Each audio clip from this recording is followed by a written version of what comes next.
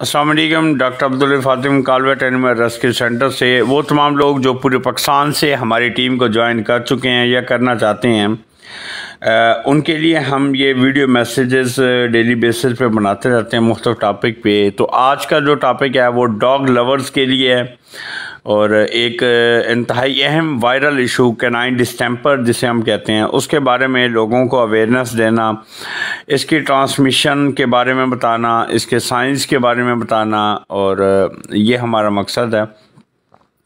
अगर हम canine distemper virus की बात करते हैं तो सबसे पहले हमें ये पता होना लाजमी है कि बैक्टीरिया, वायरस और फंगस में से इसकी जो कैटेगरी बनती है वो वायरल बनती है। इसके वायरस का जो नाम होता है वो पैरामिक्सो वायरस होता है।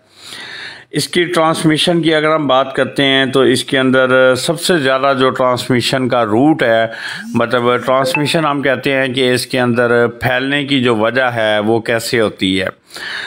एरोसोल ड्रॉपलेट्स हम कहते हैं नाक से जो पानी आता है खांसी के ज़रिए, छींकों के ज़रिए, तो इस तरीके से जो पानी आता है वो पानी जो है एरोसोल ड्रॉपलेट्स जो है वो हवा के अंदर मौजूद हैं या हवा के ज़रिए एक डॉग से दूसरे डॉग को जो जाते हैं, ये ट्रांसमिशन की वजह है। उसके बाद दूसरी जो वजह आती है ट्रांसमिशन की, वो इन्फेक्टेड एनिमल से आने वाली सिक्रीशन है।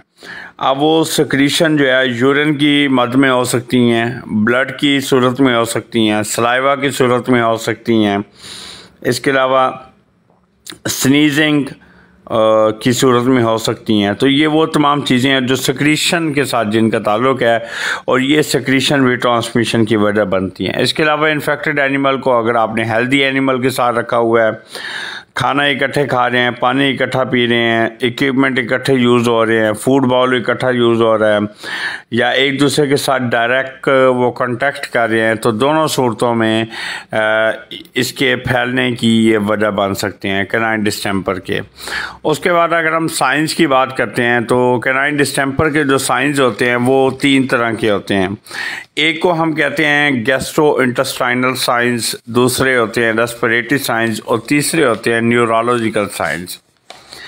गैस्ट्रो इंटेस्टाइनल साइंस लफ्ज़ी इसका जो मतलब है वो ये है कि निज़ाम के मुतालिक जितने मसाइल हैं, अब निज़ाम के मुतालिक जितने मसाइल हैं उसमें वॉमिटिंग, डायरिया, डिहाइड्रेशन, इसके अलावा excessive salivation, anorexia, weight loss यानी कि भूख का कम होना, वज़न का कम होना और डिहाइड्रेशन का हो जाना, डायरिया का हो जाना, ये वो तमाम गैस्ट्रो इंटेस्टाइनल साइंस हैं जो कैनाइन डिस्टेंपर के अंदर नॉर्मली देखे जाते हैं।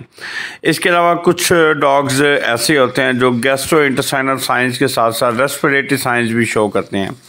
रेस्पिरेटरी साइंस में रनी नोज़ यानी कि नाक से पानी का आना, कफ का होना, इसके अलावा सांस लेने में तंगी होना, लेबर्ड ब्रीदिंग जिसे हम कहते हैं, इसके अलावा फ्रेंजाइटिस यानी कि फेरिंक्स की स्वेलिंग हो जाती है, और ब्रोंकाइटिस जो ब्रोंकाई हैं उनकी इन्फ्लेमेशन हो जाती है। तो ये सारे वो साइंस हैं जिनका ताल्लुक रेस्पिरेशन के साथ है।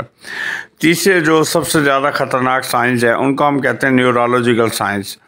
न्यूरोलॉजिकल साइंस का मतलब ये है कि बॉडी का जो नर्वस सिस्टम है वो डिस्टर्ब हो जाता है और इसको कंट्रोल करने का एक ही तरीका है कि आप फौरी तौर पे इनमें से कोई भी साइंस अपीयर हों, आप फौरी तौर पे करीबी वेटरनरी डॉक्टर के पास लेके जाएं ताकि इसका बर वक्त इलाज हो। अगर आपके जानवर का बर वक्त इलाज होगा तो आपके जानवर सेहतमंद होंगे।